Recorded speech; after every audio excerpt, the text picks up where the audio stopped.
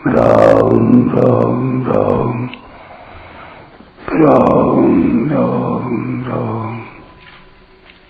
राम राम राम नारायण नारायण। जब सत्संग स्वाध्याय आदि के द्वारा मनुष्य में परमात्मा प्राप्ति करने का विचार होता है, तब वह इसके लिए दैवी संपत्ति को धारण करना चाहता है। दैवी संपत्ति को वह कर्तव्य रूप से उपार्जित करता है कि मुझे सत्य बोलना है, मुझे अहिंसक बनना है, मुझे दयालु बनना है। इस प्रकार जितने भी दैवी संपत्ति के गुण हैं, उन गुणों को वह अपने बल से उपार्जित करना चाहता है। यह सिद्धांत है कि कर्तव्य रूप से प्राप्त की हुई और अपने बल से, अपने पुरुषार्थ से उपार्जित की हुई चीज स्वाभाविक नहीं होती, प्रत्युत कृत्रिम होती है। इसके अलावा अपने पुरुषार्थ से उपार्जित मानने के कारण अभिमान आता है कि मैं बड़ा सत्यभाषी हूँ, मैं बड़ा अच्छा आदमी हूँ। जितने भी दुर्गुण दुराचार हैं, सब के सब अभिमान की छाया में रहते हैं और अभिमान से ही पुष्ट होते हैं। इसलिए अपने उद्योग से किया हुआ जितना भी साधन होता है, उस साधन में अहंकार ज्यों का त्यों रहता है और अहंकार में आसुरी संपत्ति रहती है। अतः जब तक वह दैवी संपत्ति के लिए उद्योग करता रहता है, तब तक आसुरी संपत्ति छूटती नहीं। अंत में वह हार मान लेता है अथवा उसका उत्साह कम हो जाता है, उसका प्रयत्न मंद हो जाता है और मान लेता है कि यह मेरे वश की बात नहीं है। साधक की ऐसी दशा क्यों होती है? कारण कि उसने अभी तक यह जाना नहीं कि आसुरी संपत्ति मेरे में कैसे आई। आसुरी संपत्ति का कारण है नाशवान का संग। इसका संग जब तक रहेगा, तब तक आसुरी संपत्ति रहेगी ही। वह नाशवान के संग को नहीं छोड़ता तो आसुरी संपत्ति उसे नहीं छोड़ती, अर्थात आसुरी संपत्ति से वह सर्वथा रहित नहीं हो सकता। इसलिए यदि वह दैवी संपत्ति को लाना चाहे तो नाशवान जड़ के संग का त्याग कर दे। नाशवान के संग का त्याग करने पर दैवी संपत्ति स्वतः प्रकट होगी, क्योंकि परमात्मा का अंश होने से परमात्मा की संपत्ति उसमें स्वतः सिद्ध है, कर्तव्य रूप से उपार्जित नहीं करनी है। इसमें एक और मार्मिक बात है। दैवी संपत्ति के गुण स्वतः स्वाभाविक रहते हैं, इन्हें कोई छोड़ नहीं सकता। इसका पता कैसे लगे? जैसे कोई विचार करे कि मैं सत्य ही बोलूंगा, तो वह उम्र भर सत्य बोल सकता है, परंतु कोई विचार करे कि मैं झूठ ही बोलूंगा, तो वह 8 पहर भी झूठ नहीं बोल सकता। सत्य ही बोलने का विचार होने पर वह दुख भोग सकता है, पर झूठ बोलने के लिए बाध्य नहीं हो सकता। परंतु झूठ ही बोलूंगा ऐसा विचार होने पर तो खाना पीना, बोलना चलना तक उसके लिए मुश्किल हो जाएगा। भूख लगी हो और झूठ बोले कि भूख नहीं है, तो जीना मुश्किल हो जाएगा। यदि वह ऐसी प्रतिज्ञा कर ले कि झूठ बोलने से बेशक मर जाऊं, पर झूठ ही बोलूंगा, तो यह प्रतिज्ञा सत्य हो जाएगी। अतः या तो प्रतिज्ञा भंग होने से सत्य आ जाएगा, या प्रतिज्ञा सत्य हो जाएगी। सत्य कभी छूटेगा नहीं, क्योंकि सत्य मनुष्य मात्र में स्वाभाविक है। इस तरह दैवी संपत्ति के जितने भी गुण हैं, सबके विषय में ऐसी ही बात है। वे तो नित्य रहने वाले और स्वाभाविक हैं। केवल नाशवान के संग का त्याग करना है। नाशवान का संग अनित्य और अस्वाभाविक है। आसुरी संपत्ति आगंतुक है। दुर्गुण दुराचार बिल्कुल ही आगंतुक हैं। कोई आदमी प्रसन्न रहता है तो लोग ऐसा नहीं कहते कि तुम प्रसन्न क्यों रहते हो, पर कोई आदमी दुखी रहता है तब कहते हैं कि दुखी क्यों रहते हो, क्योंकि प्रसन्नता स्वाभाविक है और दुख अस्वाभाविक है, आगंतुक है। इसलिए अच्छे आचरण करने वाले को कोई नहीं कहता कि तुम अच्छे आचरण क्यों करते हो, पर बुरे आचरण वाले को सब कहते हैं कि तुम बुरे आचरण क्यों करते हो। अतः सद्गुण सदाचार स्वतः रहते हैं और दुर्गुण दुराचार संग से आते हैं, इसलिए आगंतुक हैं। अर्जुन में देवी संपत्ति विशेषता से थी। जब उनमें कायरता आ गई तब भगवान ने आश्चर्य से कहा कि तेरे में यह कायरता कहाँ से आ गई। तात्पर्य यह है कि अर्जुन में यह दोष स्वाभाविक नहीं, आगंतुक है। पहले उनमें यह दोष था नहीं। अर्जुन आगे कहते हैं कि जिससे मेरा निश्चित कल्याण हो ऐसी बात कहिए।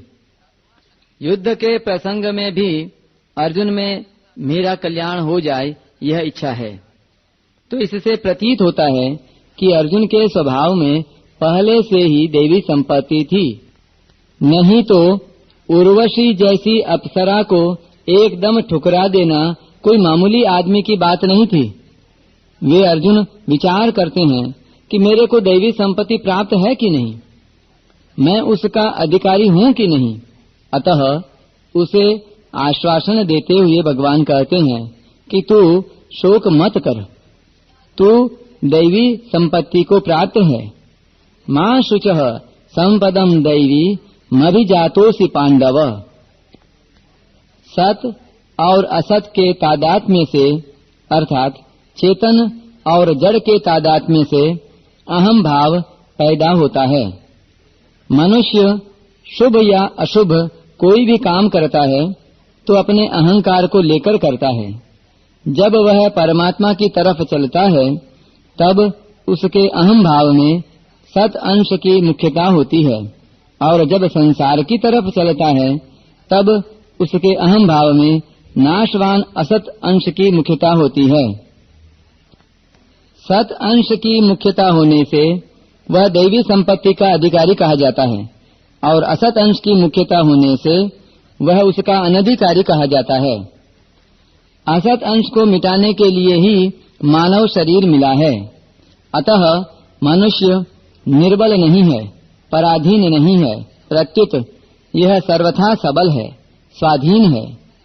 नाशवान असत अंश तो सबका मिटता ही रहता है, पर वह उससे अपना संबंध बनाए रखता है, यह भूल होती है। नाशवान से संबंध बनाए रखने के कारण आसुरी संपत्ति का सर्वथा अभाव नहीं होता। अहम भाव नाशवान असत के संबंध से ही होता है। असत का संबंध मिटते ही अहम भाव मिट जाता है। प्रकृति के अंश को पकड़ने से ही अहम भाव है। अहम में जड़ चेतन दोनों हैं। तादात्म्य होने से पुरुष ने अर्थात चेतन ने जड़ के साथ अपने को एक मान लिया। भोग पदार्थों की सब इच्छाएं असत अंश में ही रहती हैं, परंतु सुख दुख के भोक्तापन में पुरुष हेतु बनता है। पुरुषः सुख दुखानां भोक्तृत्वे हेतु रुच्यते।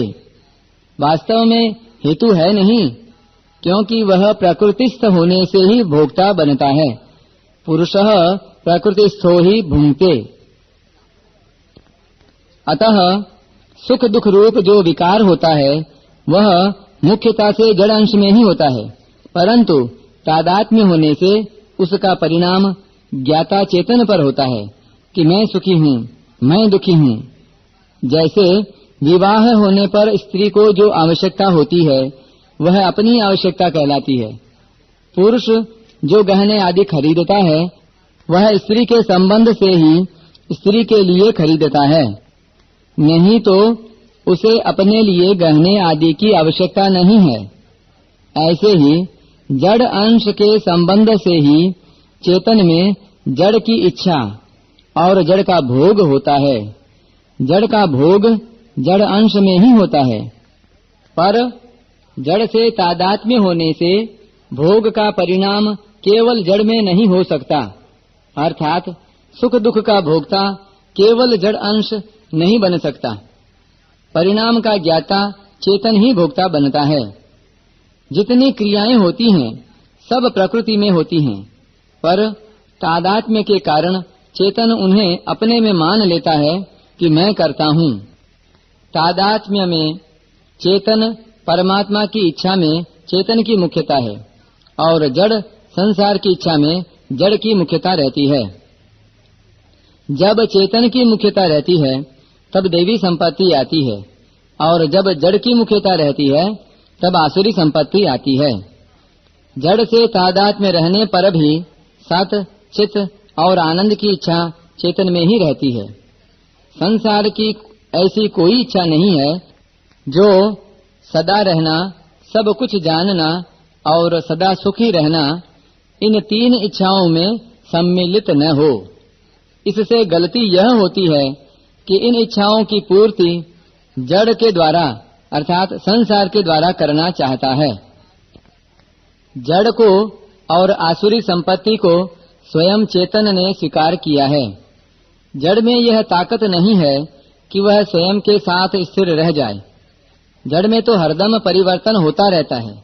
चेतन उसको न पकड़े तो वह अपने आप छूट जाएगा, कारण कि चेतन में कभी विकार नहीं होता, वह सदा ज्यों का त्यों रहता है। पर असत प्रकृति नित्य निरंतर हरदम बदलती रहती है, वह कभी एक रूप रह ही नहीं सकती। चेतन ने प्रकृति के साथ संबंध स्वीकार कर लिया। उस संबंध की सत्ता यह मैं और मेरे रूप से स्वीकार कर लेता है। अतः जड़ का संबंध और उससे पैदा होने वाली आसुरी संपत्ति आगंतुक है। यदि यह स्वयं में होती तो इसका कभी नाश नहीं होता, क्योंकि स्वयं का कभी नाश नहीं होता और आसुरी संपत्ति के त्याग की बात ही नहीं होती। अनित्य होने पर भी चेतन के संबंध से यह नित्य दिखने लगती है। अविनाशी के संबंध से विनाशी भी अविनाशी की तरह दिखने लगता है। इसलिए जिस मनुष्य में आसुरी संपत्ति होती है वह आसुरी संपत्ति का त्याग कर सकता है और कल्याण का आचरण करके परमात्मा को प्राप्त हो सकता है। परमात्मा के सम्मुख होते ही आसुरी संपत्ति मिटने लगती है।